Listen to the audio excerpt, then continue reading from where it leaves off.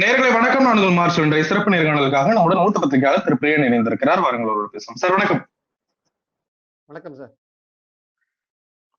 தமிழக வெற்றி கழகத்தின் தலைவர் விஜய் அவர்கள் ஒரு 2 மாதங்களுக்கு பிறகு மீண்டும் மக்கள் சந்திப்பை தொடங்கிவிட்டார். அதாவது இந்த முறை ஊர்ல போயிட்டு பயணம் மாதிரி இல்லாம வேறு மாதிரியான சந்திப்பு. காஞ்சிபுரத்தில் ஒரு அரங்கத்தில் மக்களை சந்தித்திருக்கிறார். நிறைய விஷயங்களை பேசி இருக்கிறார். எப்படி பாக்குறீங்க அந்த சந்திப்பு?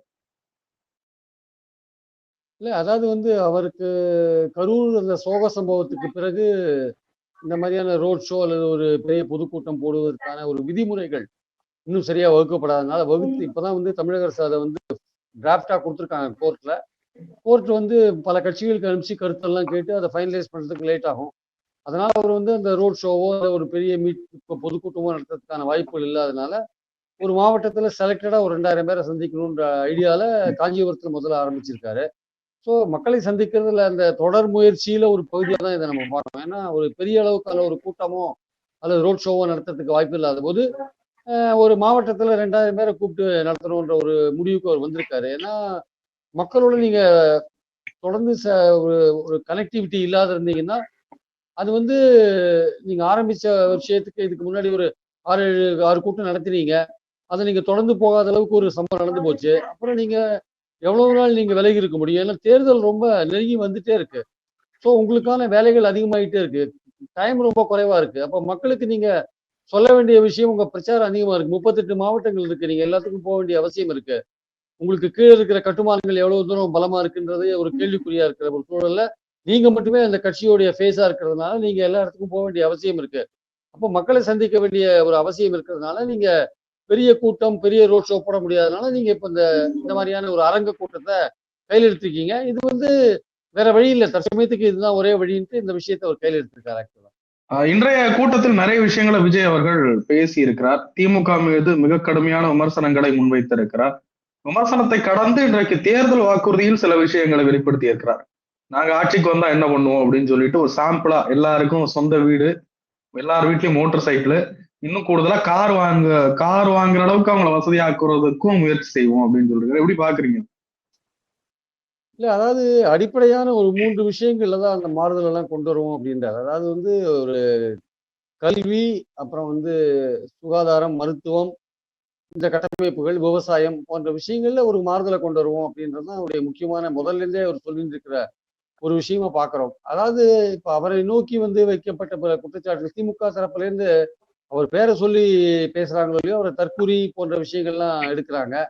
அதே சமயம் ஒரு கொள்கையற்ற கூட்டம் நேற்று ஆரம்பிச்சவங்க எல்லாம் இன்னைக்கு முதல்வர் ஆகணும் பாக்குறாங்க, நமக்கு சவால் விடுறாங்க எல்லாம் திமுக தரப்புல இருந்து பேசப்பட்ட விஷயங்களை பாக்குறோம். சமீபத்துல உதயநிதி நடத்தின அறிவு திருவிழால அவரை பத்தின சில தாக்குதல்கள் வந்ததை நம்ம பார்த்தோம். அதுதான் இன்னைக்கு அவர் பேசும்போது அறிவு திருவிழாவா அது அவதூறு திருவிழாவான்னு அவர் கேட்கிறார். அந்த திருவிழால பேசின திமுக எம்எல்ஏ எழிலர் நாகநாதன் அவர் தாவேக்கா வச்சிருக்கிற வழிகாட்டியா இருக்கிற அஞ்சலை அம்மையாரோட சொந்தக்காரர் அவர். அவர் என்ன பேசியிருக்காரு எழிலர் நாகநாதன், திமுக தாவேக்காவினரை நம்ம தற்குறின்னு கூப்பிட வேண்டாம் அப்படின்ற மாதிரி அவர் பேசியிருக்காரு. அஞ்சலை அம்மையாரோட சொந்தக்காரரே தற்குறின்னு கூப்பிடாதுன்னு சொன்னதை வச்சு அதை வச்சு அவருக்கு விஜய் குறிப்பிட்டு பேசுறாரு. இது மாதிரி தமிழ்நாடு முழுக்க எங்களை தற்கூரின்னு சொல்லாதேன்ற ஒரு எதிர்ப்பு உங்களுக்கு கண்டிப்பா நிறைய வருவோன்ற மாதிரி அவர் சொல்றாரு. அது மட்டும் இல்ல, திமுக ஒரு கொள்கையற்ற கூட்டம், கொள்ளை கூட்டம் அப்படின்றாரு. மணல் திருட்டுல 70,000 யூனிட் மணலை கொள்ளையடிச்சிருக்காங்க, 4,000 கோடி ரூபாய்க்கு மேல கொள்ளையடிச்சிருக்காங்கன்னு ஒரு கிரேவான குற்றச்சாட்டு போடுறாரு. அது என்போர்ஸ்மெண்ட் டைரக்டரேட் ஏற்கனவே கோர்ட்ல வச்ச விஷயங்கள்ல இருந்து எடுத்து அவர் சொல்றதை நம்ம பாக்குறோம். நம்ம அதே மாதிரி நாங்க இப்பதான் அடிக்கவே ஆரம்பிக்கல, இப்பதான் நாங்க இறங்கியிருக்கோம் களத்துல, அதுக்குள்ளேயே நீங்க அலறீங்களேன்ற மாதிரிலாம் பேசுறாரு. முழுக்க முழுக்க அவருடைய அட்டாக் திமுக. அதுல ஒரே ஒரு இடத்துல மட்டும் என்ன பண்றாரு, நாங்க முதல்லயே டிக்ளேர் பண்ணி இறங்கிட்டோம், நாங்க அரசியல் எதிரி திமுக, கொள்கை எதிரி பாஜக அப்படின்னு டிக்ளேர் பண்ணிட்டோம், அதுல இருந்து எந்த கட்டத்திலையும் நாங்க மாற்றங்கள் எல்லாம் செய்ய மாட்டோம் அப்படின்ற மாதிரி ஒரு விஷயத்த சொல்றாரு. அது மட்டுமல்ல திமுக எங்களை கொள்கை இல்லா கூட்டம் சொல்றாங்க, நாங்க இறங்கும் பொழுதே பல விஷயங்களை சொல்லிட்டு தான் இறங்கினோம், நாங்க நீட் வேண்டாம்னு சொல்லிட்டு தான் இறங்கினோம், நாங்க கல்வியை மாநில பட்டியலுக்கு மாற்றணும்னு சொல்லி தான் இறங்கினோம், நாங்க வக்போர்டு பில்லை எதிர்க்கிறோம், பல விஷயங்கள் அவர் சொல்றாரு. நாங்க இருமொழி கொள்கையை கையாளுறோம், இந்த மாதிரி பல விஷயங்கள் அவர் சொல்லும்போது, நாங்க ஒரு கொள்கையோடு தான் இறங்கினோம்னு அவர் சொல்லும்போது திமுகவை முழுக்க முழுக்க அட்டாக் பண்றாரு. ஆனா அதுல ஒரு கேள்வி முக்கியமா இருக்கிறது என்னன்னா, அண்ணாவை பத்தி பெருமையா பேசுறாரு, காஞ்சிபுரம் மாவட்டம், அதெல்லாம் கரெக்ட்.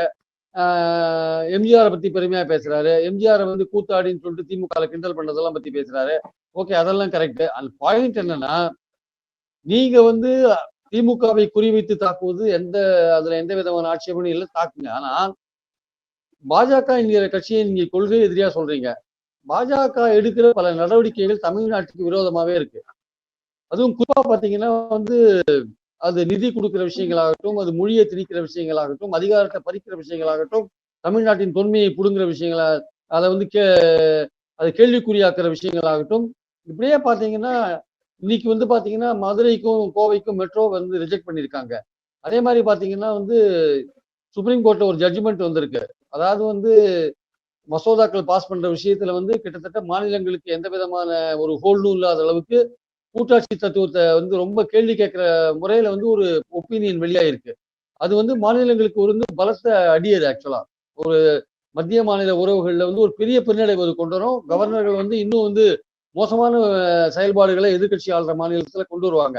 இந்த மாதிரியான பாஜகவுடைய தமிழ்நாட்டை நோக்கி அதன் செயல்பாடுகள் எஸ்ஐஆர் கொண்டு வந்த விஷயங்களாகட்டும், பல விஷயங்கள் இதெல்லாம் வந்து தமிழ்நாட்டை பாதிக்கிற விஷயங்கள். விதி விஷயங்கள் உட்பட எல்லாமே தமிழ்நாட்டை பாதிக்கிற விஷயங்கள். மெட்ரோ ட்ரெயின் கொடுக்காத விஷயங்கள் எல்லாமே இருக்கு. அப்ப தமிழ்நாட்டை பாதிக்கிற விஷயங்களை பாஜக பண்ணும்போது கொள்கை எதிரியான பாஜகவை ஒரு வார்த்தை கூட கண்டிக்காமல் நீங்க ஏன் பேசுறீங்க? ஒரு வார்த்தை கூட அதை பத்தி கண்டிக்காமல் நீங்க ஏன் 2026ல டிஎம்கே வெர்சஸ் டிவிகேன்னு சொல்லிட்டாரு இல்லைங்களா? அப்ப எதிரி இப்போதைக்கு யார் பிரதான எதிரி அவங்களை விமர்சிச்சுட்டு போலாம். இந்த தேர்தலுக்கு இது போதும்னு நினைக்கலாம்ல. இந்த தேர்தலுக்கு அது போராது. ஏன்னா தமிழ்நாட்டுல பாஜக எதிர்ப்பு ஓட்டு என்பது நிறைய இருக்கு. ஒரு கணிசமான அளவு பாஜக எதிர்ப்பு ஓட்டு இருக்கு. அந்த பாஜக எதிர்ப்பு ஓட்டை நீங்க வாங்கணும்னா பாஜக தமிழ்நாட்டுக்கு செய்யற துரோகத்தெல்லாம் நீங்க பட்டியல் போடணும். அதை நீங்க எப்படி விட்டுற முடியும்? அதை நீங்க போடாத வெறுமனே கடந்து போனீங்கன்னா, கொள்கை எதிரின்னு மட்டும் சொல்லிட்டு நீங்க கடந்து போனீங்கன்னா, தொடர்ந்து என்ன கேட்கறாங்க பாஜக தலைவர்கள் எல்லாம்? பாஜக தமிழிசை என்ன சொல்றாங்க? எங்கள் கூட்டணிக்கு வர வேண்டும், திமுகவை ஒழிக்க வேண்டும் என்றால் எங்கள் கூட்டணிக்கு வர வேண்டும் ஏன் கூப்பிடுறாங்க? உங்களை ஏன் தொடர்ந்து கூப்பிட்டு இருக்காங்க? நயினார் நாகேந்திரன் போற இடத்துல எல்லாம் தாவேகாவுடன் கூட்டணி உண்டா அப்படின்னு ஒரு கேள்வியை நிருபர்கள் தவறாம கேட்கிறாங்க. இத்தனைக்கும் தாவேகா என்ன சொல்றாங்க? பாஜக வந்து எங்களுக்கு கொள்கை எதிரி, அதோடு தொடர்புடைய எந்த கட்சியோட நாங்கள் கூட்டணி வைக்க மாட்டோம்னு சொல்றாங்க. ஆனால் சொல்ற அளவுக்கு பாஜக அட்டாக் இல்லாதனாலதான் தமிழிசையோ நயினார் நாகேந்திரனோ இந்த மாதிரி கேள்விகள் எல்லாம் பேசிட்டு இந்த மாதிரி விஷயங்கள் எல்லாம் பேசிட்டு இருக்காங்க.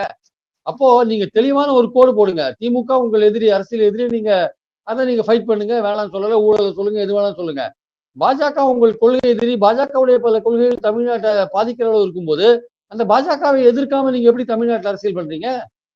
உங்க கொள்கை எதிரின்னு சொல்றீங்கல்ல, தமிழ்நாட்டுல பாஜகவுக்கு எதிர்ப்பு ஓட்டு கணிசமான ஒரு அளவு இருக்கும்போது அந்த ஓட்டு எப்படி உங்களுக்கு வரும்? ஆக்சுவலா நீங்க எதிர்க்கணும்ன்றது, ஓட்டு வரணுன்றதுக்காக கூட சொல்லல.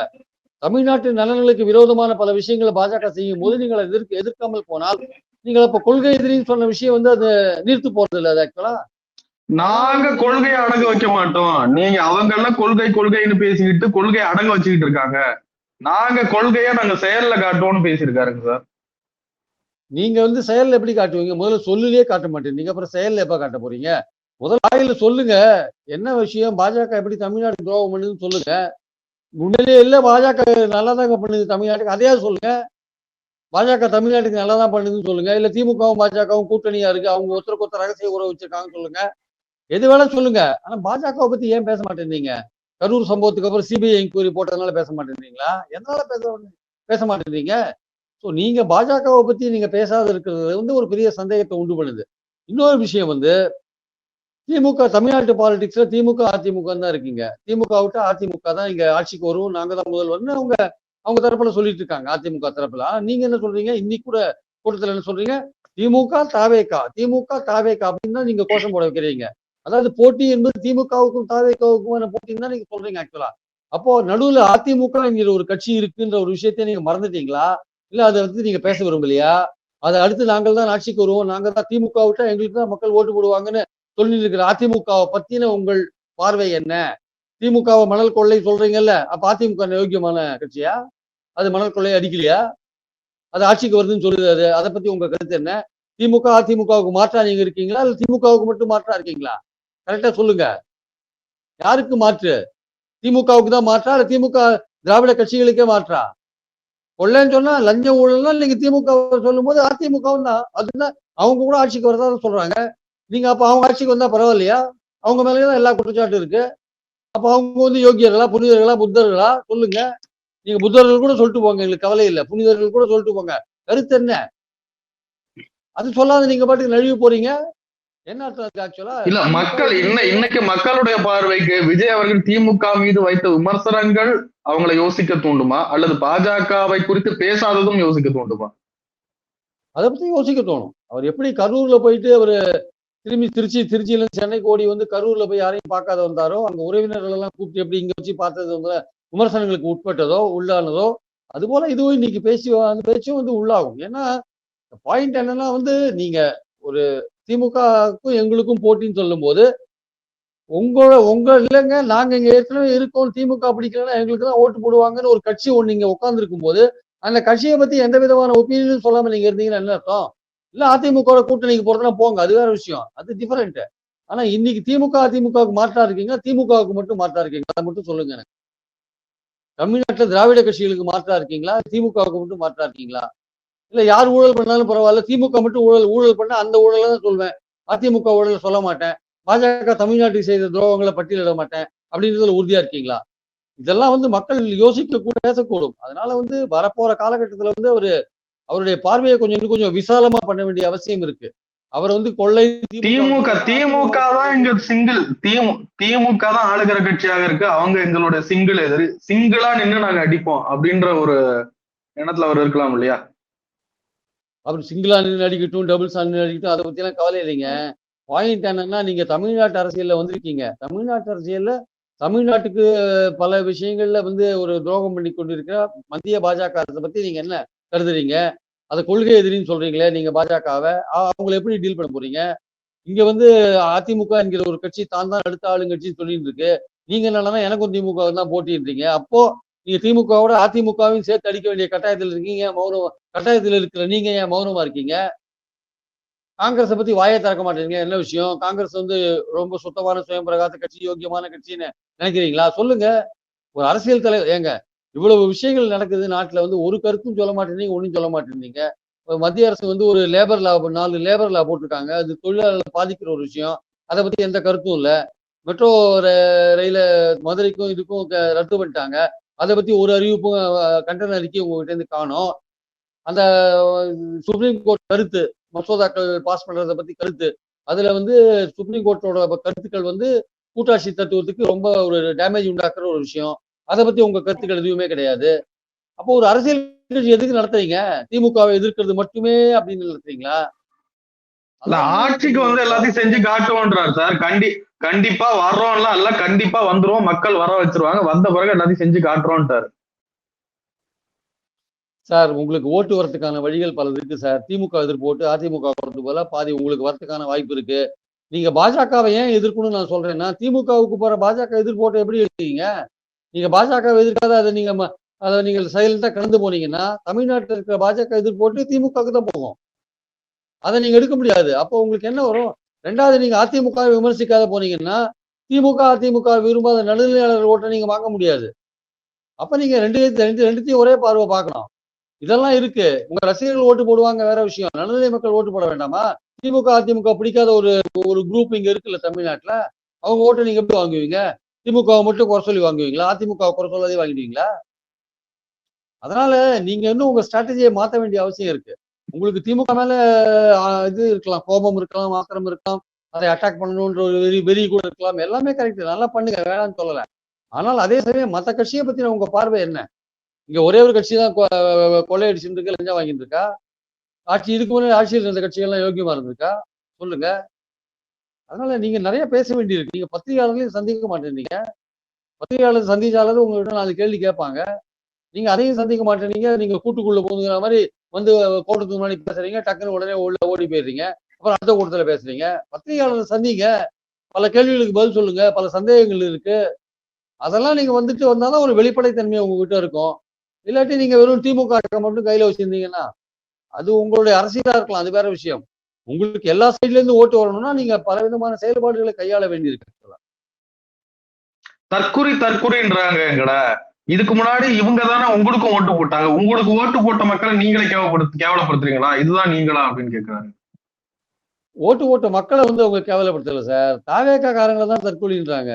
இது ஏதோ தாவேகா காரங்க இல்ல, இந்த இப்ப இருக்கிற தாவேக்காரங்க போன தேர்தலில் திமுக ஓட்டு போட்டிருப்பாங்கல்ல. ஓட்டு போட்டாங்களோ போடலையோ சார், அவங்க சொல்றதெல்லாம் தாவேகா காரங்களை தற்கொலைன்றாங்க. தற்கூரி அப்படின்னு சொல்லும்போது அதான் அது வந்து தாவேக்காவை நோக்கி வைக்கப்பட்ட ஒரு விமர்சனம். அதுக்கு நீங்க பதில் சொல்லிட்டு போங்க. தமிழ்நாட்டு மக்களை நோக்கி வைக்கப்பட்ட விமர்சனம் அது கிடையாது ஆக்சுவலா. அதனால அதுக்கு பதில் சொல்லணும். 2வது மோட்டார் சைக்கிள் குடுக்கறதும், கார் குடுக்கறதும் தான் முக்கியமா? என்ன ஆக்சுவலா அது இலவசமா குடுக்க போறீங்களா? எப்படி அதுக்கு உண்டான வசதி எப்படி கொண்டு வர போறீங்க? அப்போ டெலிவிஷன் போயிட்டு, கிரைண்டர் போயிட்டு, எல்லாம் போயிட்டு இப்போ மோட்டார் சைக்கிள் வரை இலவசத்துக்கு போயிட்டீங்களா? கம்ப்யூட்டர் போயிட்டு, லேப்டாப் போயிட்டு, மோட்டார் சைக்கிளும் இலவசமா குடுக்கறதுக்கு கொண்டு போயிட்டீங்களா? இல்ல மக்கள் வாங்குற அளவுக்கு நீங்க வசதி ஆக்குவீங்களா? அதாவது சொல்லுங்க, ஏதாவது சொல்லுங்க. மோட்டார் சைக்கிள் குடுக்குறீங்கன்னு இன்னைக்கு இந்தியாவிலேயே 4வதா அதிகமா மோட்டார் சைக்கிள் விக்கிற மாநிலம் தமிழ்நாடுன்னு இன்னைக்கு செய்தி வந்திருக்கு இன்னைக்காங்களா? தமிழ்நாட்டுல ஏற்கனவே வீட்டுக்கு வீடு ஒரு மோட்டார் சைக்கிள் இருக்கதான் செய்யுது. புதுசா நீங்க என்ன குடுத்துற போறீங்க? அது இல்ல பாயிண்ட் அது இல்ல. பாயிண்ட் என்னன்னா வந்து இலவசங்களை எதிர்க்கிறீங்களா? ஆதரிக்கிறீங்களா? மோட்டார் சைக்கிள் இலவசமா? இல்ல அந்த குடும்பம் வந்து வாங்கறதுக்கான வசதியை அது அது தேர்தல் அறிக்கையில தெளிவா இல்ல இப்ப சும்மா ஒரு ஹிண்ட் தான் கொடுத்துருக்காங்க. தேர்தல் அறிக்கையில தெளிவா சொல்லுவாராம். சொல்லட்டும் சார். நான் வேணாம்னு சொல்லல. அந்த அளவுக்கு நீங்க மக்கள் வசதிய வாழ்க்கைய வந்து உயர்த்தினீங்கன்னா நம்ம சந்தோஷப்படுறோம். அது வேற விஷயம். ஆனால் நீங்க வந்து இலவசத்தை எதிர்க்கிறீங்களா? ஆதரிக்கிறீங்களா? முக்கியமான விஷயம் அதுதான். பாயிண்ட் என்னன்னா வந்து அவரு விஜய பொறுத்த மட்டும் அவர் வந்து ஒரு ஒரு செட் ஆஃப் டெம்ப்ளேட்ல வர்றாரு ஆக்சுவலா. அந்த டெம்ப்ளேட் வந்து முதல் கூட்டத்திலே அப்படிதான் இருக்கு. அதாவது திமுகவை அட்டாக் பண்ணணும். திமுகவுக்கும் எனக்கும் தான் போட்டின்னு சொல்லணும். அப்புறம் வந்து அந்த விஷயங்கள்ல ரொம்ப தெளிவா இருக்காரு. எனக்கும் திமுகவுக்கு தான் போட்டி, நமக்கும் திமுகவுக்கு தான் போட்டி. திமுக மேல ஊழல் குற்றச்சாட்டுகள். இந்த மாரி அப்புறம் ஸ்டாலின் வந்து அங்கிள் சொல்றது, மை டியர் சார் அது இதுன்னு சொல்றது. அப்படி ஒரு ஒரு கூட்டத்த கலகலப்பாக்குறதுக்கான பல வழிகள கையாண்டு அவரு போயின்னு இருக்காரு ஆக்சுவலா. அது ஒரு பக்கம் பண்ணியிருந்தாலும் கூட, ஆக்கப்பூர்வமா தமிழ்நாட்டு பாலிடிக்ஸ்ல என்னென்ன யார் யார் இருக்காங்க, இங்க பிளேயர்ஸ் என்ன இருக்காங்க, என்னென்ன பிளேயர்ஸ் என்ன மாரி பண்ணிட்டு இருக்காங்க, நம்ம அதுக்கு நடுவுல எந்த மாரி இருக்கோம், நம்ம யாரெல்லாம் விமர்சனம் பண்ண வேண்டிய கட்டாயத்துல இருக்கோம், இதெல்லாம் நீங்க கொஞ்சமா யோசிக்கிறீங்களா? அரசாங்கத்தை நீங்க திமுக அரசாங்கத்தை வீழ்த்தணுன்றது கரெக்ட். திமுக அரசாங்கத்துக்கு அப்புறம் நீங்க மாற்று நாங்க தான் சொல்லும்போது மத்தவங்க எல்லாம் மாற்று இல்லை அப்படின்னு நீங்க சொன்னீங்கன்னா மத்தவங்கள பத்தின விஷயங்களை நீங்க முன்னாடி வைக்கணும் நீங்க ஆக்சுவலா. அது வைக்காத இருந்தீங்கன்னா திமுக மட்டும் சொல்லியிருந்தீங்கன்னா அது வந்து மற்ற கட்சிகளை பத்தின உங்க பார்வை என்னன்ற ஒரு கேள்வி வரும்ல. அதுக்கு நீங்க பதில் சொல்லி ஆகணும்ல கண்டிப்பா. ஒட்டுமொத்தமா இன்றைய விஜயின் கூட்டம் என்ன தாக்கத்தை ஏற்படுத்திருக்கு? கடந்த முறை கூட அந்த ரசிகர்களுடைய அந்த அந்த அராஜகம் கூட சொல்லலாம். அவங்களுடைய அத்துமீறல்கள் எதுவுமே இல்ல. எல்லாமே கொஞ்சம் ரொம்ப சேஃபா நடந்திருக்குன்னு நினைக்கிறேன். அந்த வகையில ஒரு பாசிட்டிவான இதுவை பார்க்கலாம். இல்ல அது கரெக்ட் தான் சார். அவங்க அரங்க கூட்டமா கூட்டினாங்க. அது வந்து ஒரு ஆடு வழியா அதுக்கு அவங்க தொண்டர் படையெல்லாம் இப்ப நடுவில் ஏற்பாடு பண்ணியிருக்காங்க. ஒரு ஐஜி தலைமையில ஒரு 4000 பேர் கொண்ட தொண்டர் படை ஏற்பாடு பண்ணியிருக்காங்க. அவங்க கூட்டத்தை ஒழுங்குபடுத்துறது போன்ற விஷயங்கள் எல்லாம் கவனம் செலுத்துறாங்க. அங்க முதலுதவிக்கான ஒரு மையம்லாம் கூட வச்சிருந்தாங்க. அதை நான் பார்த்தேன் நானு. போய் பார்த்தோம் நம்ம. ஸோ அதனால வந்து அந்த கூட்டம் வந்து பிரச்சனையா ஏதாவது ஒரு பிரச்சனைகள் வந்துடக்கூடாதுன்னு ஒரு பயம் அவங்களுக்கு இருக்கு. அதுக்கேற்றபடி கூட்டத்தை அரேஞ்ச் பண்றாங்கன்னு நமக்கு தெரியுது. ஆனால் வரவங்களுக்கும் ஒரு பயம் இருக்கு. இது வந்து ஒரு அரங்க கூட்டம். இதை வந்து ஒழுங்கா ஆர்கனைஸ் பண்ணிடலாம். ஒன்றும் பிரச்சனை கிடையாது. ஆனால் நீங்க பொதுவான இடங்கள்ல ஒரு கூட்டம் போடும்போது தான் அதை கண்ட்ரோல் பண்றது ரொம்ப கஷ்டம். அதை நீங்க எப்படி பண்ண போறீங்கன்னு தான் பார்க்கணும். ஏன்னா உங்களுக்கு இருக்கிற காலகட்டம் ரொம்ப கம்மி. நீங்க அடிமட்டத்துல கட்டுமானங்கள் எல்லாம் நிறைய பண்ண வேண்டியிருக்கு. 2வது இந்த எஸ்ஐஆர் போன்ற விஷயங்கள்ல உங்க கட்சிக்காரங்க எவ்வளவு தூரம் ஆர்வமா ஈடுபடுறாங்கன்னு தெரியல. அவங்க எல்லாம் வந்து உங்களுக்கு ஓட்டு போடுறவங்க 18 வயசு ஆனவங்க, 19, 20, 22 வயசு இருக்கிறவங்க எல்லாம் தங்களை வந்து அந்த வாக்காளர் அந்த அந்த படிவம் எல்லாம் வாங்கி ஃபில்அப் பண்ணி தராங்களா? உங்களுக்கு ஓட்டு போடுறவங்க தங்களுடைய ஓட்டை உறுதிப்படுத்துறாங்களான்றதெல்லாம் நீங்க கவனிக்க வேண்டிய அவசியம் இருக்கு. அதனால வந்து நீங்க கூட்டணிக்கு போறீங்களோ போக போறியோ அதெல்லாம் நமக்கு தெரியாது. ஆனா கேட்டா என் தலைமையில தான் கூட்டணின்றதுல நீங்க உறுதியா இருக்கிறது எப்படி தெரியுதுன்னா நீங்க எனக்கும் திமுகவுக்கும் போட்டின்னு சொல்றதுல நமக்கு அது புரியறத பாக்குறோம் நம்ம. ஆனா அதே சமயம் பாத்தீங்கன்னா வந்து நீங்க மற்ற கட்சிகளை பத்தி உங்க பார்வையெல்லாம் கொஞ்சம் நீங்க அப்பப்போ சொல்ல வேண்டிய அவசியம் இருக்கு. குறிப்பா தமிழ்நாட்டை பாதிக்கிற பல விஷயங்களை பாஜக அரசு பண்ணும்போது அதை நீங்க எதிர்க்க வேண்டிய கட்டாயத்துல இருக்கீங்கன்றதான் என்னுடைய கருத்து. அதை நீங்க பண்ணினீங்கன்னா தான் கொள்கை எதிரி பாஜகன்னு சொல்ல நீங்க சொல்ற செயலுக்கும் சொல்லுக்கும் சம்பந்தம் இருக்கும் ஆக்சுவலா.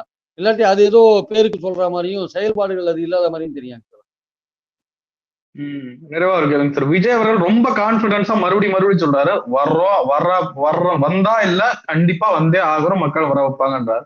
அவரோட நம்பிக்கை எப்படி பாக்குறீங்க? அதுக்கான வாய்ப்புகள் எப்படி இருக்கு சார்? அவருடைய நம்பிக்கை வந்து அவருடைய ஒரு அரசியல் தலைவருக்கு அந்த நம்பிக்கை இருக்கணும் சார். நான் அந்த நம்பிக்கையை வரவேற்கிறேன். அவர் நம்பிக்கை இருக்கட்டும். ஆனால் அந்த நம்பிக்கைக்கு ஏற்ற காரியங்களை நீங்க செய்றீங்களா?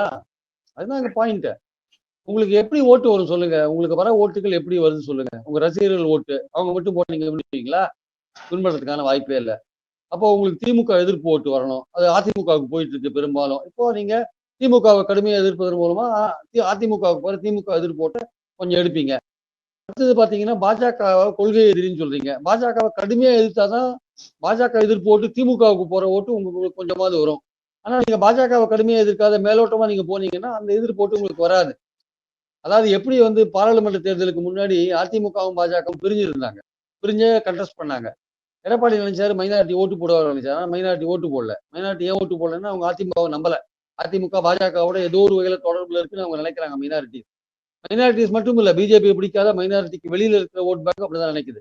அப்போ அவங்களுக்கு ஓட்டு போடல அதிமுகவுக்கு, வெளியில வந்து கூட ஓட்டு நீங்க வந்து கொள்கை எதிரின்னு சொல்லிட்டு பாஜக விமர்சிக்காத இருந்தீங்கன்னா உங்களுக்கு அந்த பாஜக எதிர்ப்பு ஓட்டு திமுகவுக்கு போற ஓட்டுல உங்களை எதுவும் எடுக்க முடியாது. அப்ப நீங்க கொஞ்சம் இழப்பந்திருப்பீங்க. ஏன்னா திமுகவோட முக்கியமான ஓட்டு வங்கியே பாஜக எதிர்ப்பு ஓட்டு வங்கி தான். அப்படி இருக்கும்போது அது உங்க ரசிகர்கள் ஓட்டு போட்டா மட்டும் போராது. ரெண்டாவது, திமுக அதிமுக ரெண்டையும் நீங்க எதிர்த்தீங்கன்னா நடுநிலை மக்களோட ஓட்டை வாங்க முடியும். நீங்க திராவிட கட்சிகளை எதிர்த்து ஒரு ஓட் பேங்க் இருக்கு, ஒரு சின்ன ஓட் பேங்க் இருக்கு. அந்த ஓட் பேங்கை நீங்க வாங்கணும்னா திமுக அதிமுக ரெண்டும் மோசம் சொல்லிட்டு தான் வாங்க முடியும். அதிமுக பத்தி சைலண்டா இருந்தீங்கன்னா நீங்க வாங்க முடியாது. அதனால இந்த விஷயங்கள்லாம் பார்த்துட்டு நீங்க உங்க செயல்பாடுகளை வந்து சரியாக வகுத்து கொண்டால் நீங்க உங்க நம்பிக்கை வந்து ஓரளவுக்கு பாசிட்டிவ் ஆனதுக்கான வாய்ப்பு இருக்கு. ஆனால் திமுக கூட்டணி வந்து பலமா இருக்கு. அந்த கூட்டணியை எதிர்க்கிறதுக்கு எதிர்க்க பக்கத்துல ஸ்ட்ராங்கான அணி ஒண்ணு இல்ல. நீங்க உங்களுக்கு ஒரு நம்பிக்கை இருக்கு. அந்த நம்பிக்கையை நீங்க செயல்படுத்தணும்னா நீங்க மோதி பாருங்க. மோதி பாருங்க, மக்கள் என்ன தீர்ப்பு கொடுக்குறாங்கன்னு பார்க்கலாம். உங்க நம்பிக்கையை நம்ம வரவேற்கிறோம், அவ்வளவுதான்.